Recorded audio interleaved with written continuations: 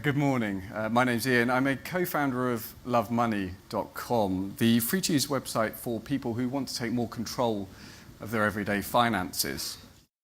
Many of you will be familiar with the extremely competitive price comparison culture here in the UK.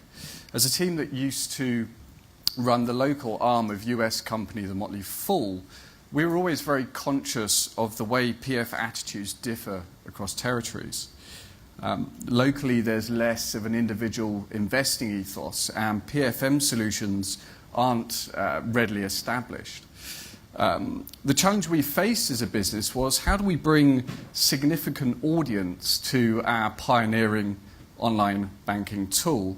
And our solution was to create a destination that was popular and used profiling to provide tailored advice and products to our punters. We firmly believe that finance on the web can be a colourful experience with the right UI. And we like to inject personality and humour into an otherwise daunting online space. I'm really excited today to be able to reveal to you our latest version of the platform, lovemoney.com version 2. So without further ado, let's take a look. Okay, so to paint the scene, I'm going to walk through a typical user journey, and to do that, I should adopt a persona. So from this point on, let's call me Verity. There seems to be a bit of a theme today. Okay, so Verity has a simple mortgage question.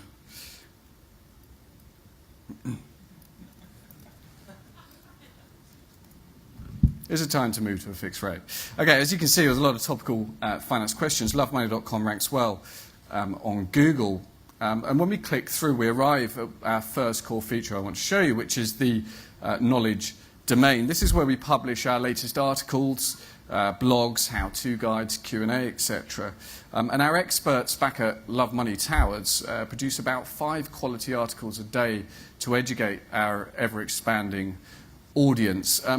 Last year, 2010, we invited about 14 million sessions to this section of the website alone, which wasn't bad for an early company. So Verity decides to follow a topic, and very soon she'll end up on our one-page registration form. The reason I'm showing you this is because of the 3 attributes at the bottom of the page: her age, her gender, and her postcode.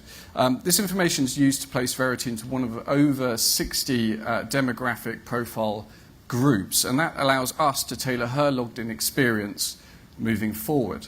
We're going to switch now to Verity logged in, and she's on the Manage Topics page where she can select and add topics that she's currently interested in.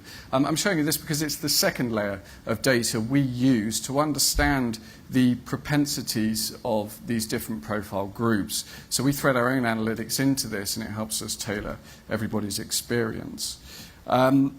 At the moment, we've got about 100,000 registered customers who've gone through this process, and 1 million email members receiving content on a daily basis.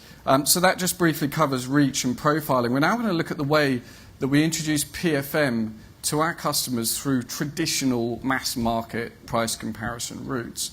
So I'm going to flick here to the Compare Hub. In the Compare Hub, we can see the products that we offer from a comparison standpoint. There's a few to select from. Here we can see a feed of the products that are being selected by our community at the moment. It's a live feed. We've got a People Like You tab, which will show Verity the products are being selected by people in her profile group. And if we go to the Just You tab, we can see those products that Verity's selected herself recently. I'm speeding up a bit here. I'm going to assume here that Verity's done a mortgage search, has gone through the process, and she's selected a product because that's a long-winded process. We've got the Village fixed rate mortgage showing. She can save her search. She could speak to an advisor if they were online, which they're not at the moment. This is an instant chat facility.